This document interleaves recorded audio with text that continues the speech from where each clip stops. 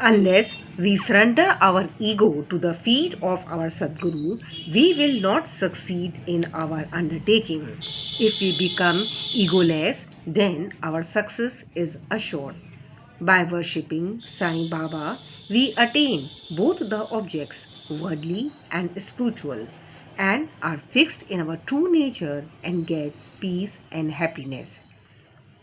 Therefore, those who want to accomplish or gain their welfare should respectfully hear Sai Baba's Leelas or stories and meditate on them. If they do this, they will easily attain the object of their life and get bliss. Generally, all people like wit and humor, but they do not like that jokes should be cut at their expense. But Baba's method was peculiar. When it was accompanied with good gestures, it was very interesting and instructive, and the people therefore did not mind even if they were held up to the ridicule. Hemanpan gives his own instance. Chana Leela. In Shidi, a special bazaar was held every Sunday and people from the neighboring villages came there, erected booths and stalls in the open street and sold their wares and commodities. Every noon the masjid was crowded, but on Sunday it was crowded to suffocation. On one such Sunday, Hemanpan sat in front of Baba, shampooing his legs and muttering God's name. Shama was on Baba's left, Vaman Roy to his right. Shriman Booty and Kaka Sahib Dikshit and others were also present there. Then Shama laughed and said to Anna Sahib, "See that some grains seem to have stuck to the sleeve of your coat."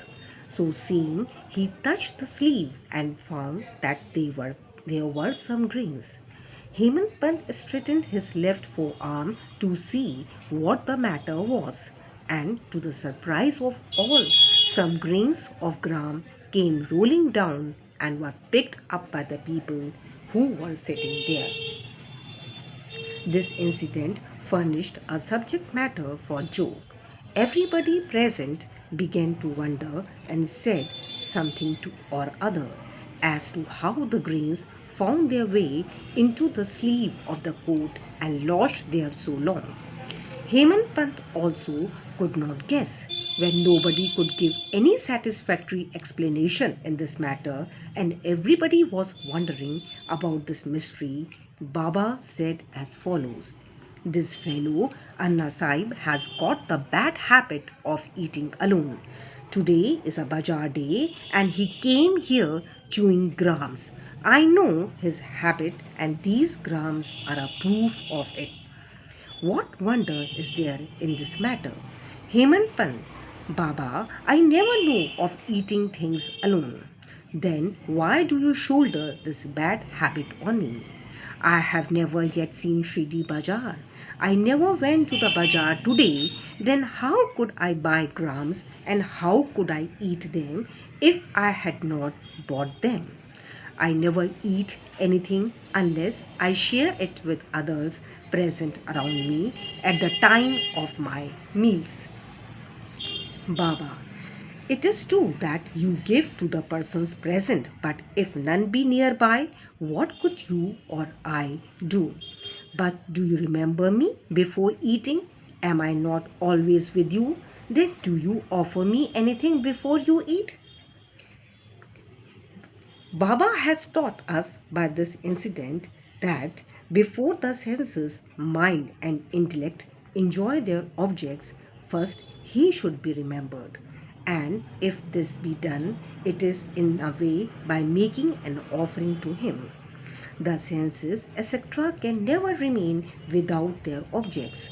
But if those objects are first offered to the Guru, the attachment for them will naturally vanish. In this way, all the vrittis, subtle thoughts regarding desire, anger should first be offered and directed to the Guru, and if this practice be followed, the Lord will help you in eradicating all the vrittis. When before enjoyment of the objects you think that Baba is present, The question whether the object is fit to be enjoyed or not will at once arise. Then the object that is not fit to be enjoyed will be shunned, and in this way, our vicious habits or vices will disappear and our character will improve. Then love for the Guru will grow and pure knowledge will sprout up. When this knowledge grows, the bondage of body consciousness, we are the body, will snap and our intellect will be merged in spirit consciousness. We are the spirit. Then we shall get bliss and contentment. There is no difference between Guru and God.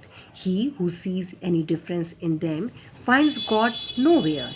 So, leaving aside all ideas of difference, we should regard Guru and God as one. And if we serve our Guru as stated above, God will certainly pleased and by purifying our minds will give us self-realization. To put the matter in a nutshell, we should not enjoy any object with our senses, etc., without first remembering our Guru.